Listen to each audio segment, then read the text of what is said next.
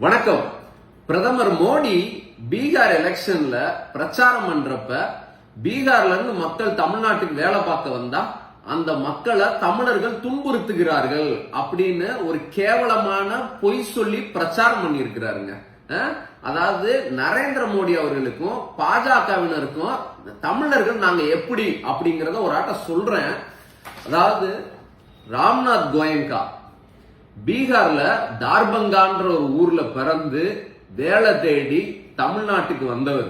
சரிங்களா? இங்க வந்து சின்ன சின்ன வேலையா பார்த்து இங்க உழைச்சு அந்த சூழல் எப்படி இருந்துச்சுன்னு சொன்னா, இந்தியன் எக்ஸ்பிரஸ் தினமணின்னு ஒரு பெரிய பத்திரிகை குழுமத்தை தொடங்கக்கூடிய வகையில தமிழ்நாட்டுல அனைவருக்குமான ஒரு வாய்ப்பு எந்த அளவுக்கு பிரகாசமா இருந்திருக்குன்னு பாருங்க. அப்படி இங்கதான் வந்து பீகார்ல பிறந்தாலும் தமிழ்நாட்டுல வந்துதான் இவ்வளவு பெரிய ஒரு உயர்ந்த இடத்தை அடைஞ்சார். இந்தியால ராம்நாத் கோயங்கா அப்படிங்கிறவரை உருவாக்குனது தமிழ்நாடு, பீகாரிய. நல்லா ஞாபகம் வச்சுக்கோங்க நரேந்திர மோடி அவர்களே. ரெண்டாவது, இவர் யாரும் தெரியுதா? அனில் அகர்வால். பீகார்ல பாட்னால பிறந்தவர். அதாவது நம்மளோட தூத்துக்குடியில ஸ்டெர்லைட் நிறுவனம் இருக்குல்ல, அந்த நிறுவனத்தோட ஓனர். அதாவது நம்ம 13 தமிழர்களை சுட்டு கொன்னாங்கல்ல எடப்பாடி பழனிசாமி தலைமையிலான ஒரு கேவலமான அடிமை அரசு, மோடிக்கு அடிமை வேலை பார்த்த எடப்பாடி சுட்டாரு பாருங்க. இருந்தாலும் இங்க தமிழ்நாட்டுலதான் பெரிய ஒரு பிசினஸ் மேனா எமர்ஜ் ஆனாருங்க. அதுக்கப்புறம் இன்னொன்னு வந்து இதுதான் விசேஷமானது என்னன்னா, பீகார்ல வைஷாலின்ற ஊர்ல இருந்து அங்க அன்ரிசர்வ் டிக்கெட் எடுத்து கிழிஞ்ச சட்டை, ஒரு அழுக்கு பையில கொஞ்சோன்னு பழைய துணிகள், பிஞ்சு போன செருப்பு போட்டு திருப்பூர்ல வேலைக்கு வந்த ஒரு பீகாரி. பேரு விஜயகுமார். இன்னைக்கு இவர் வந்து திருப்பூர்ல ஒரு பெரிய பிசினஸ் மேனா இருக்காரு. இது கார்மெண்ட்ஸ் இண்டஸ்ட்ரியில வந்து பாத்தீங்கன்னா ஒரு சொல்லக்கூடிய அளவுல பெரிய பிசினஸ் மேன். பிரிண்ட் மீடியா வந்து அதை பத்தின செய்தி போட்டிருக்கு. நரேந்திர மோடி அவர்களே எல்லாம் தெரிஞ்சுக்குங்க.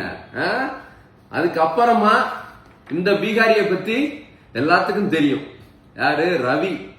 இங்க வந்து தமிழ்நாட்டு மக்களின் வரிப்பணத்துல சம்பளம் வாங்கி இங்க இருக்கக்கூடிய சட்டமன்றத்துல மசோதா தாக்கல் செஞ்சு அனுப்புனா கையெழுத்து போடாம ஓபி அடிச்சுட்டு திருவள்ளுவருக்கு காவி சாயம் பூசுற கேவலமான வேலை, வள்ளலார சிறுமைப்படுத்துற வேலை அப்படின்னு ஒரு பிற்போக்கு மதவாத பீகாரி இங்க வந்துதான் தமிழ்நாட்டுல இந்த வேலை எல்லாம் பண்ணிட்டு இருக்கிற.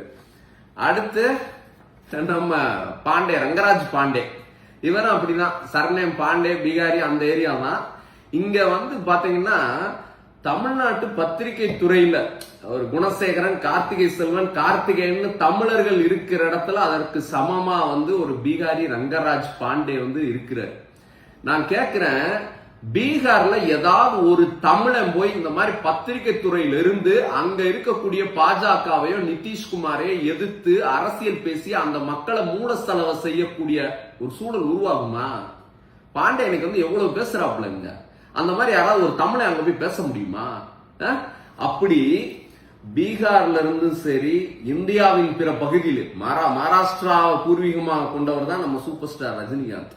அப்படி எந்த இடத்துல பிறந்தாலும் வந்தாரை வாழ வைக்கிற தமிழ்நாடு. ஆனா கேவல நரேந்திர மோடி தான் செஞ்ச சாதனையை சொல்றதுக்கு துப்பு இல்லாம ஒடிசாக்கு போனா பிரச்சாரத்துல என்ன சொல்றாரு? தமிழர்கள் பூரி ஜெகநாதர் கோயில் சாவிய திருடுனாங்க அப்படின்னு சொல்லி தமிழ்நாட்டுக்காரே கஞ்சி குடிப்பாங்கன்னு சொல்லி இலையில கஞ்சியை ஊத்தி கேவலப்படுத்தி ஒரு பிரச்சாரம் பண்ணார். பீகார் போய் தமிழர்கள் துன்பப்படுத்துகிறார்கள் அப்படின்னு சொல்றாரு பிரதமர் நரேந்திர மோடி அவர்களே. தமிழ்நாட்டு மக்கள் ரொம்ப புத்திசாலிங்க. யாதும் ஊரே யாவரும் கேளிர்ன்ற உயர்ந்த தத்துவத்தை கொண்டவங்க. நரேந்திர மோடி மாதிரி ஒரு ஆளு தமிழ்நாட்டுல ஜீரோ. நாடாளுமன்ற தேர்தல், சட்டமன்ற தேர்தல் எல்லாத்திலுமே ஏன் கேட்டா மதத்தை வச்சு பொய் சொல்லி பிரச்சாரம் பண்ற ஒரு பேர்வழி. தயவு செய்து தமிழ்நாட்டை கேவலப்படுத்துறதை இத்தோட நிறுத்திக்குங்க. நன்றி.